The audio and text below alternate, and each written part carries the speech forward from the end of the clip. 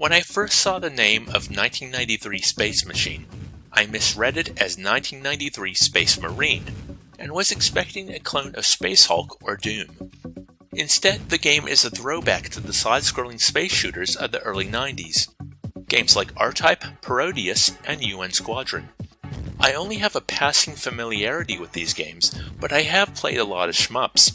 I think of these games as the shmups' horizontal, calmer cousin.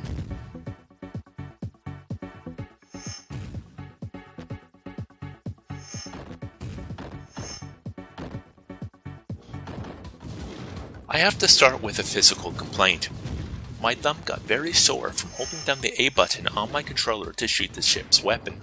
I know this is a throwback, and that you should never say what you wanted a game to be when writing critically about it, but oh how I pined for an automatic fire weapon option. Of course, this might have been a physical consequence of the mental fatigue I was experiencing during Stage 2. I must have spent the majority of my play session fighting the boss of this stage over and over again. It does that thing where right when you're about to kill it, it throws a ridiculous amount of attacks your way. Each death made me a little more determined, but also warier, and while my eventual victory was well earned, it wasn't as satisfying as I would have liked it to be.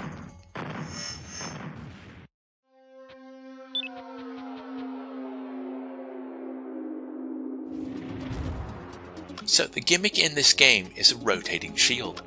Using the bumpers, you can angle your shield in any direction around your craft to gain some reprieve from enemy fire angling under or behind you. I think it likely gets more use in the later stages, but early on I wanted to swap the shield out for a way to aim my gun below or behind me. Weapon upgrades take some of the load off, and of course not being able to shoot at any angle is part of the design, but I felt the limitations affecting my enjoyment of the game. Perhaps I am the wrong person to enjoy what is otherwise a very competent throwback to a style of game I never played too much of. I've been allowing my impressions of more modern space shooters to define my expectations and enjoyment.